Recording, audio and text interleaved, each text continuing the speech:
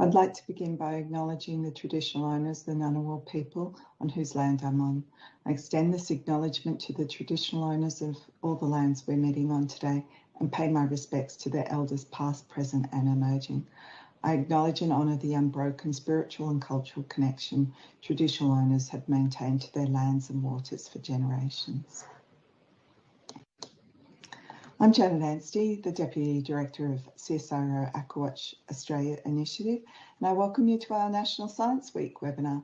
My talk's about water quality, satellites and citizen science, and I hope to inspire you to keep an eye on our water.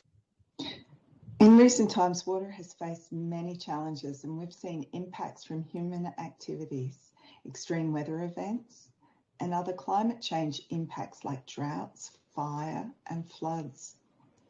We've even seen harmful algal blooms, and all of these have gravely impacted our water security and quality. By observing water from space, we can see our whole continent. In Aquawatch, we combine purpose-built Earth-observing satellite images with a dense network of water sensors in our rivers, lakes and coasts.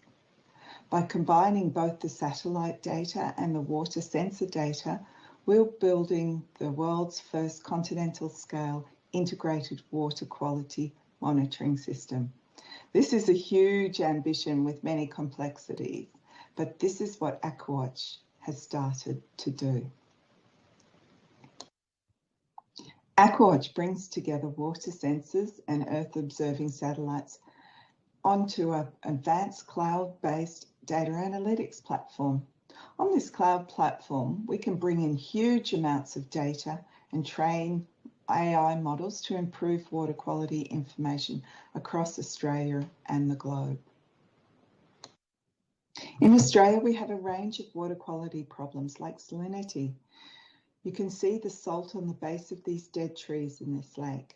This saltiness can cause a lot of problems and impact drinking water supplies, irrigation, and also the biodiversity of the region, or even the health of the ecosystem. Algae that grow in water are tiny microscopic plants, and they can grow when conditions are really good for them. They love sunshine and lots of nutrients for food, and when this happens, they can get out of balance and grow rapidly, causing a bloom. Some species of blue-green algae can be toxic and cause skin irritations, sickness, and even death in animals and humans. So it's not so great to swim or drink water with algal blooms. Algal blooms can also reduce the amount of light going through the water, and this can increase the pH and decrease the oxygen in the water, which may lead to the death of other plants and fish in the water. Some studies have indicated that algal toxins around affected lakes have become aerosols, and can even these can make people sick by breathing them in. Floods have traditionally been a natural process that move water and nutrients out to the floodplains and water important wetlands, forests and billabongs. However, floods also cause enormous damage to houses and towns. Floodwater is usually very turbid and has a lot of sediment and pollutants, which can cause problems for fish and other aquatic plants. Black water floods occur when the floodwater picks up nutrient-rich organic material like leaves and dissolves the tannins. This water has low oxygen level and can kill fish and plants. Healthy environments need healthy water. And healthy systems, the water is usually pretty clear. There's balanced algal growth and lots of oxygen. This means there'll be lots of fish, other organisms, lots of aquatic plants and healthy bottom habitats. In unhealthy systems, the water can be very murky, have algal growth out of balance, and can often have low oxygen levels. This means that any fish or organisms will be stressed, there won't be many aquatic plants, and the bottom habitat is degraded. In a paper published 4 years ago, they found our small-bodied freshwater fish were particularly vulnerable to water quality impacts. The authors found 22 native freshwater fish have been identified as likely to become extinct within the next 20 years, unless there's new conservation action to improve the water quality. The list of at-risk species identified in the study includes the Daintree rainbow fish, the Barrow Cave gudgeon, the redfin blueye, the little pygmy perch, and stocky galaxias. Their loss would reduce the biodiversity of our freshwater systems and have impacts right throughout the ecosystem. So how can we assess water quality? People have been observing the colour of water for centuries. We see the deep navy blue waters of deep oceans, like this here.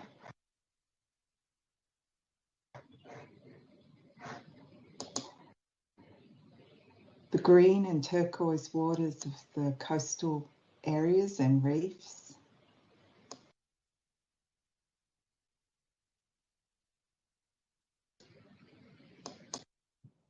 Here we have the olive green water of an inland river with an algal bloom. It's like around the edges of this river here. Algal blooms can vary in colour depending on the species and how many of the algae are in the water. Cistus, a blue-green algae that can be toxic. These brown and caramel coloured waters have suspended sediments that scatter the light and make them appear very bright.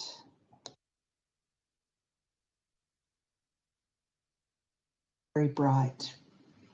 They also don't let much light through, so aquatic plants can't grow on the river or the lake bed.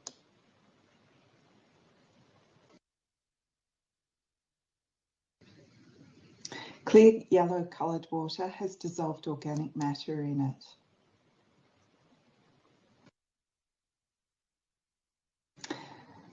This comes from rain washing through leaf litter and dissolving tannins and other nutrients in the catchment.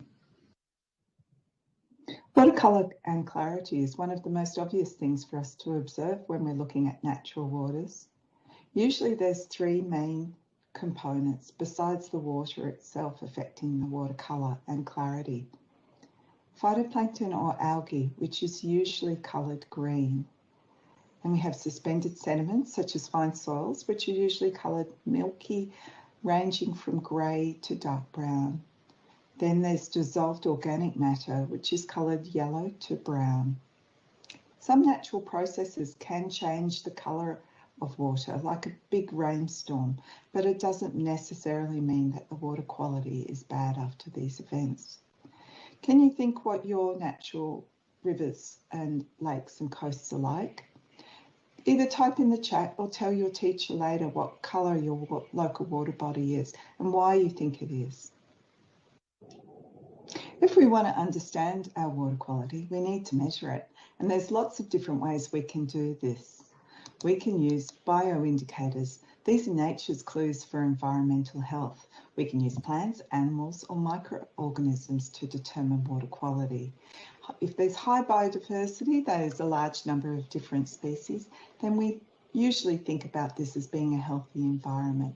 If there's low biodiversity, a low number of species, then we think about this as being impacted. We can use cultural indicators, and these are based on the knowledge and practices of local communities, especially Indigenous people who've lived around the water for a long, long time. They can report on seasonal changes and cultural practices through their stories and Indigenous knowledge. Temperature is also an important indicator that we want to measure.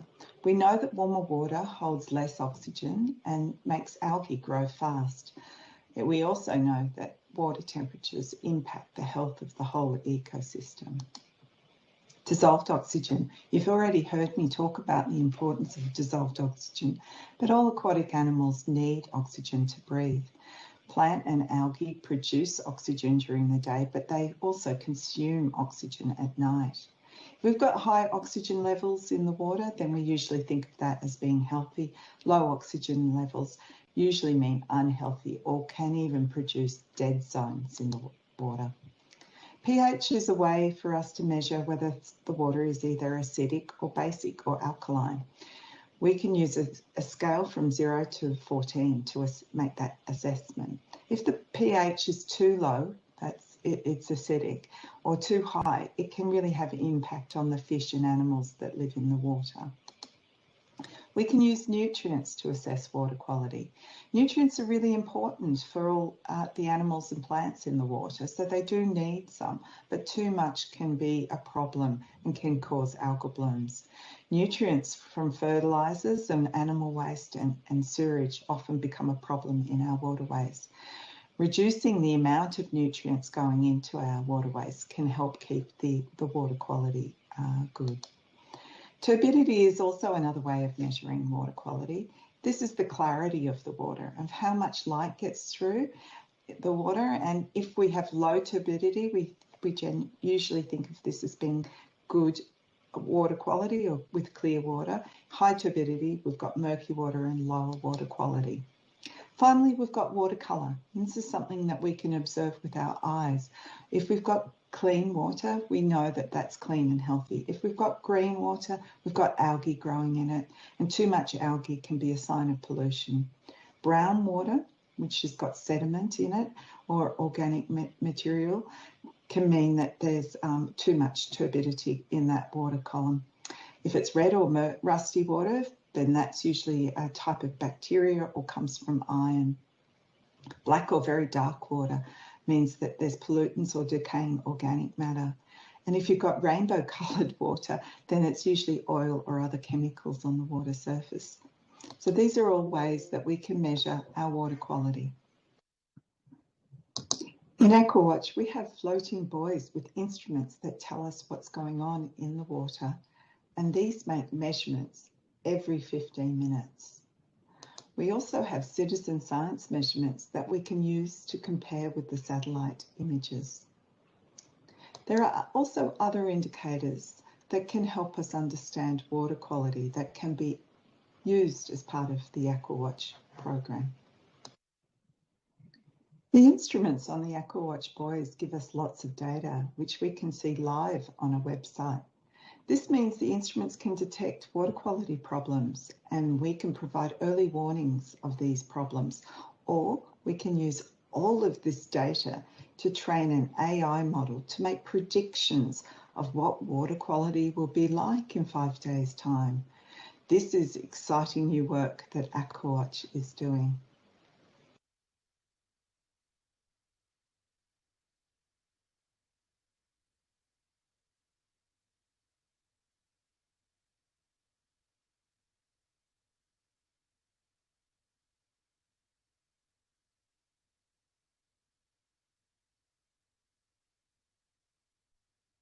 Citizen scientists can be used to establish a range of different measurements. We can use the Citizen Science Project to increase the scientific knowledge about water quality and use watercolour observations to understand water quality in their environments. These observations are used in monitoring water quality, calibrating satellite images in the AquaWatch program. The Farrell-Yule scale was developed in the late 19th century. We use this in the Ion Water program. The scale is composed of 21 colours going from indigo blue to cola brown through blue-green and yellow colours. We match the colour of the water with the Farrell-Yule scale.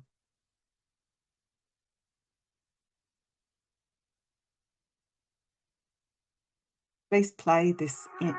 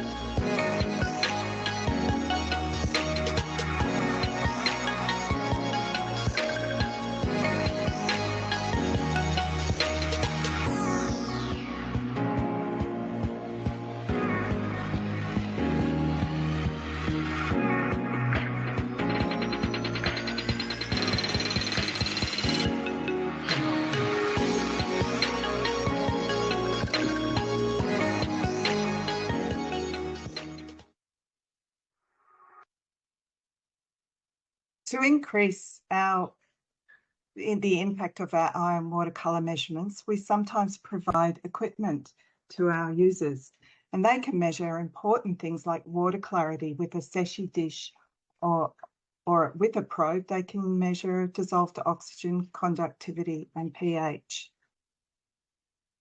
Next slide, please, Eric.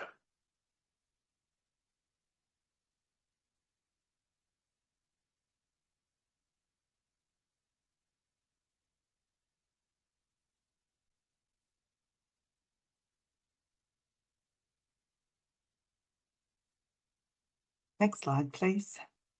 To help people take Secchi disc measurements, we've got some training videos that we provide.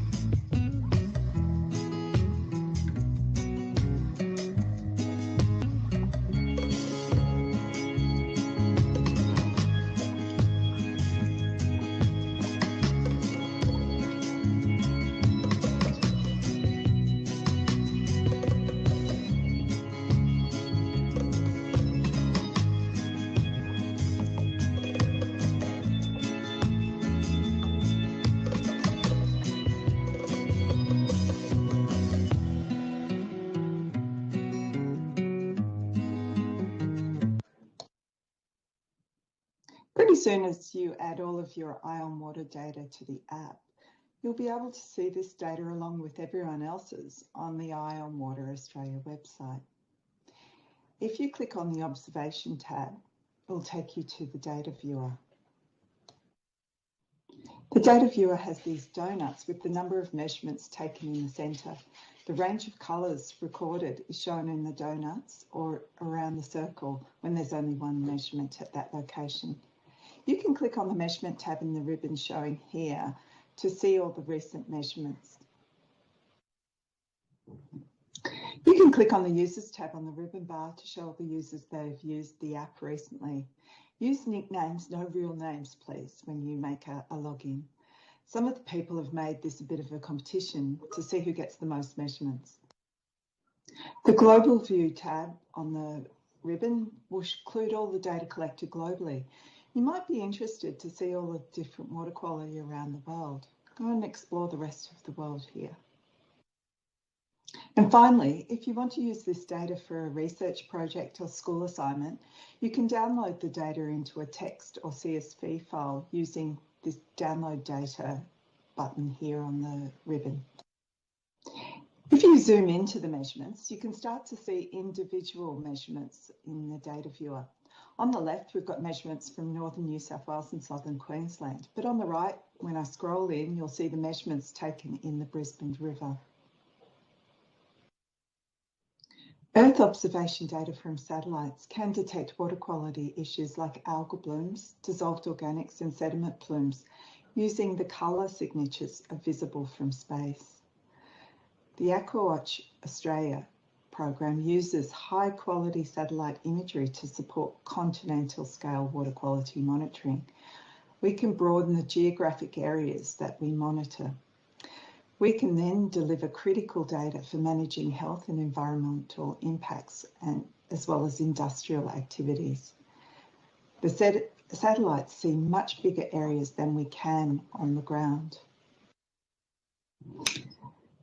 This image shows you the satellite data over Menindee Lakes and goes back over 38 years.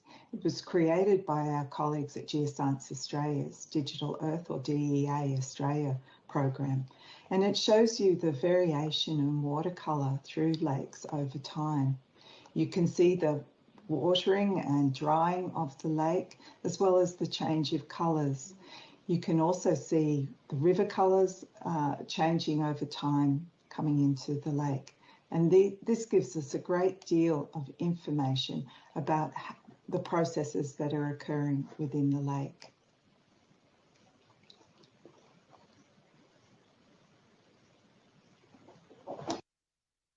So satellite data can give us a broad scale overview of what's happening in the water. But to check it or validate it, we need to get point measurements from the Aquawatch buoys or from citizen science measurements, like these in Keppel Bay in Queensland. The satellite image was taken last year in April, and on the same day, 2 ion water measurements were taken, and you can see the photos match the satellite image colours pretty well. In this example of 2 very different coloured lakes in Western Queensland, we can look at the historical changes of these lakes back to 1988. When we convert the satellite data to the same colour scale as the Citizen Science app, the Farrell-Yule scale, we can start to see information like water quality and water quantity changes over time. This can be compared with the data collected by the Citizen Science app, giving us information on water quality and quantity. You can see periods of time where there's been drought and very little water in these lakes, and you can see periods of time where they've been very turbid or very green. This gives us information about how to better manage these systems. The information collected at the Aquawatch buoys can also provide a great deal of information, as it's collected every 15 minutes. If you're going to create an AI model, then you usually need to train it with a great deal of information. Our Aquawatch buoys are ideal for this, and we can collect information about the water colour and water properties to build these AI models. The AI models are called data-driven, as they are trained with real information. The AI model can then be applied to all of the historical and current satellite data of this region to produce water quality maps, like this suspended sediment concentration map on the right, but also things like dissolved organic carbon. Changes in these parameters can be used to better manage the receiving waters of the Great Barrier Reef and to improve the carbon accounting in this region. The good news is you now have tools like the Ion Water Australia app to help track water quality and help aquatic plants and animals.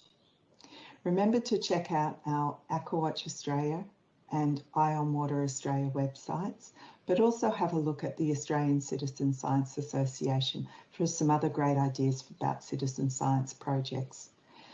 Become a citizen scientist today and help protect our habitats.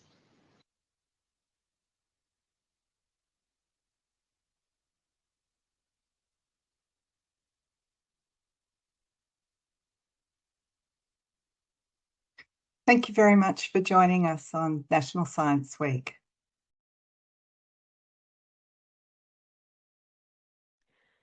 Thanks so much, Janet. That was fantastic and really interesting. There's a lot going on there, so you covered a lot for us. I have a couple of questions for you, if that's okay. Sure. All right.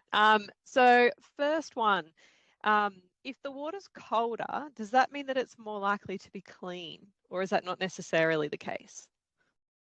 It really depends. We know that warmer water is less likely to have a high percentage of oxygen in it. So colder water can absorb more oxygen.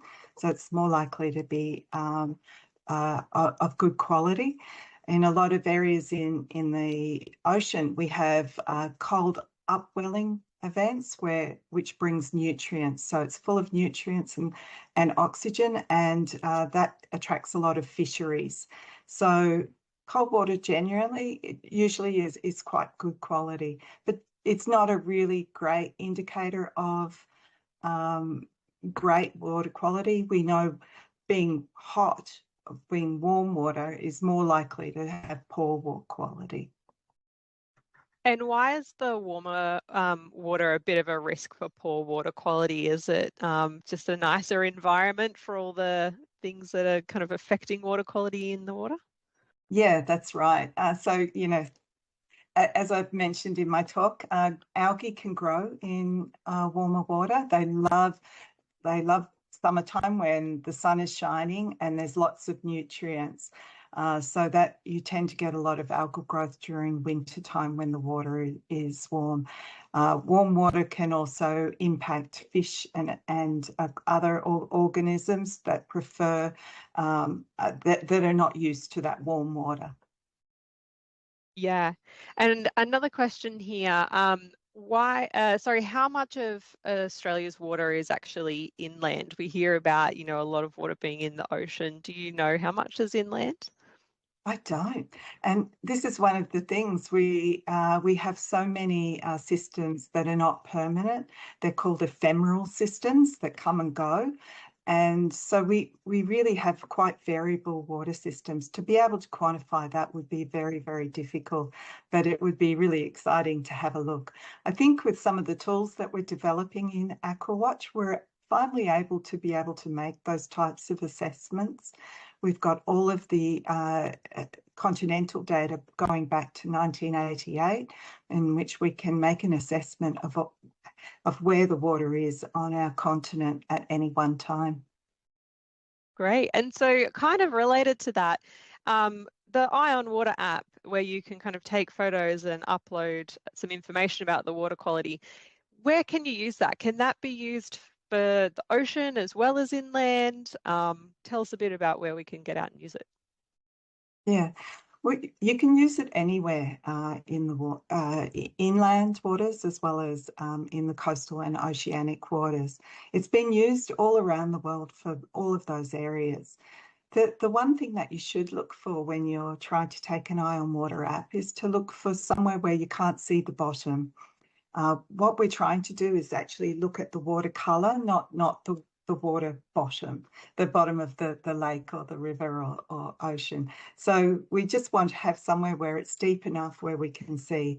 In inland areas, it doesn't have to be very far into the water because usually it's quite turbid.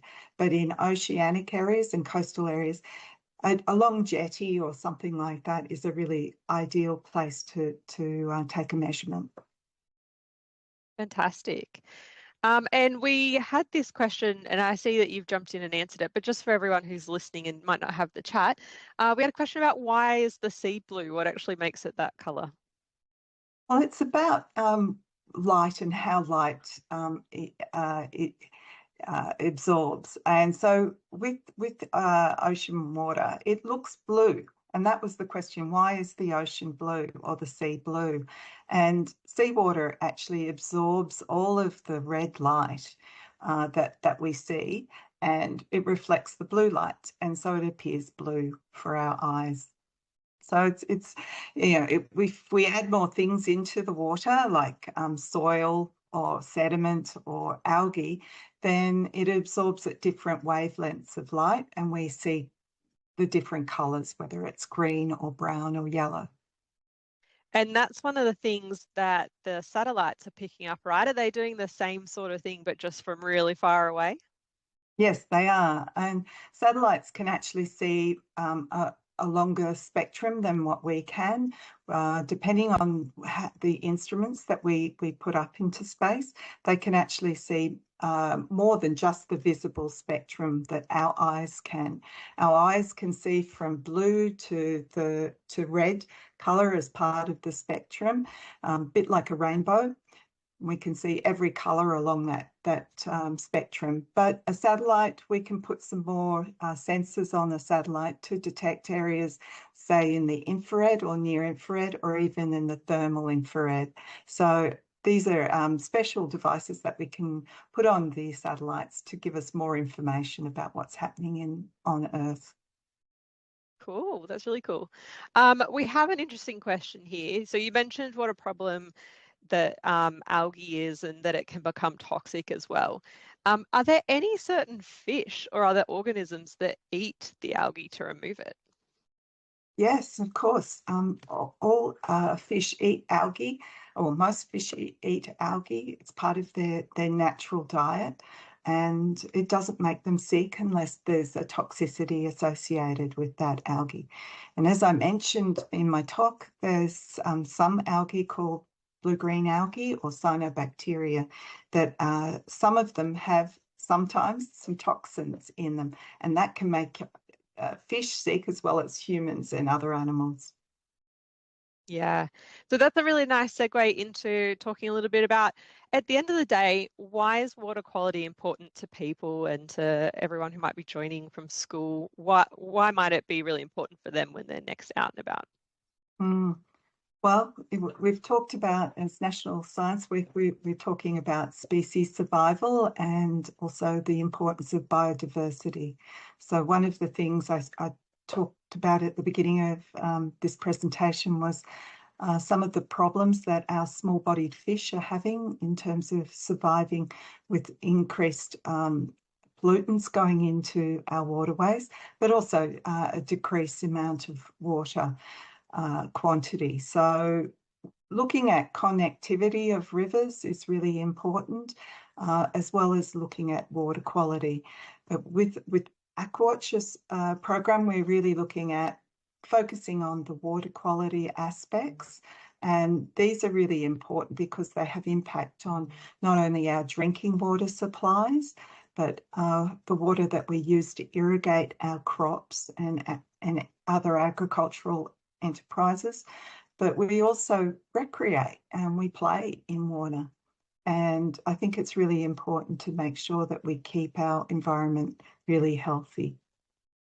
Yeah. So really important if you want to go for a swim or go fishing or do any of those fun things. Okay, and then why do we need these citizen science photos if we've got those satellites looking at everything from space? Why do we need to see everything from like close down local to the waterways as well?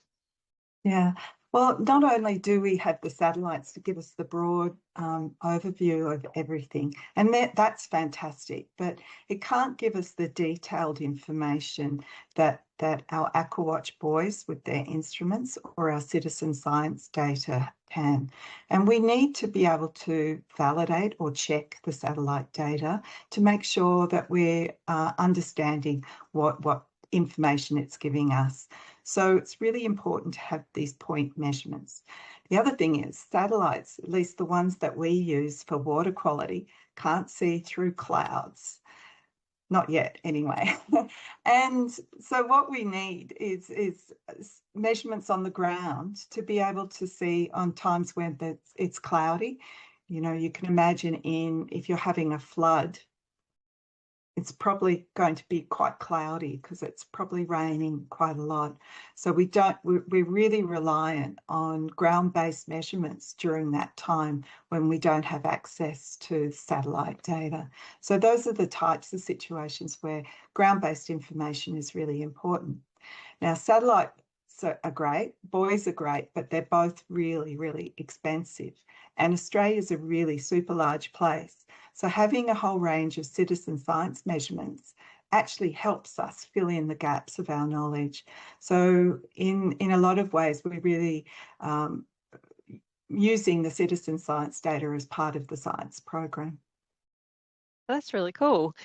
So foiled by a cloudy day, so you still need us on the ground for those. Exactly.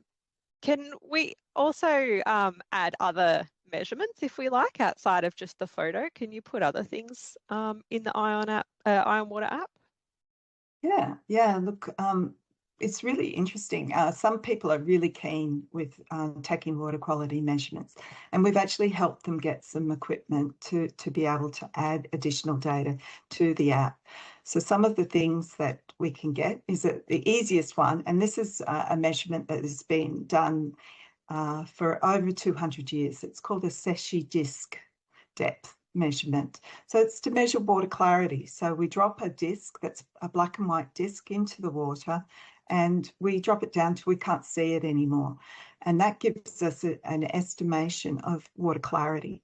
And if you do that in the same location time and time again, you'll see it change. And that will give you an indication of the change of water clarity in your environment, in your water body. So that's a really important measurement that you can do. It's very quick and easy to make a Secchi disc to below. And so that's one of the easiest things that we can get people to add. If they're really keen, we can also help them get some other equipment.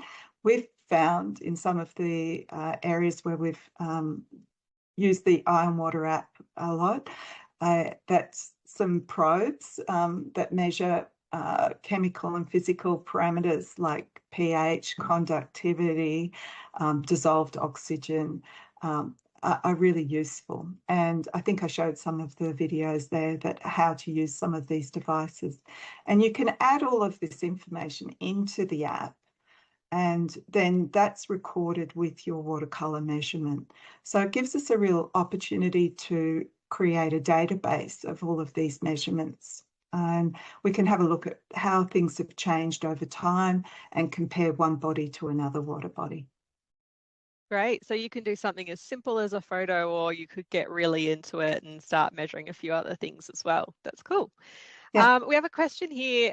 Someone's asked, could these satellites one day be able to measure the water clarity in a cloud, or perhaps through a cloud? Yeah. Oh, wow, that's a great question. I don't know. I mean, we have satellites at the moment called that are radars, and they can actually measure through clouds. And we have special satellites that are focused on clouds.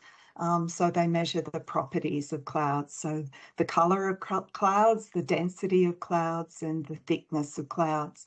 So those things can be measured at the moment. And there's quite a lot of satellites. So I'd recommend having a look at the NASA webpage for anybody that would be interested in those types of things. Yeah, and who knows where AI will take us with some of these things as well, right? Yeah. And that's a good way to kind of end on one last question.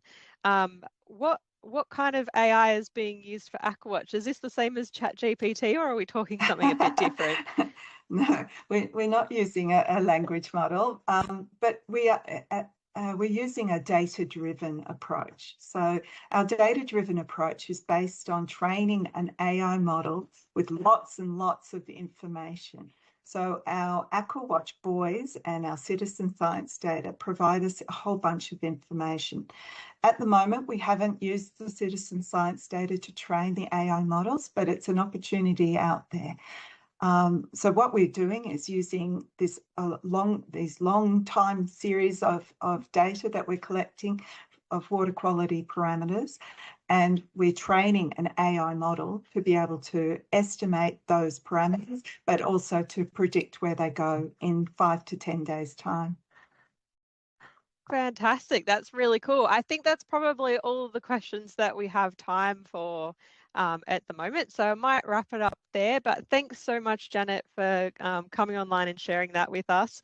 And as Janet mentioned, you can jump online and search for Ion Water on Google, and you should be able to find our website where you can get the app downloaded from Google Play Store or from the Apple App Store as well, and give it a go yourselves. Thanks everyone for joining us today. Thanks.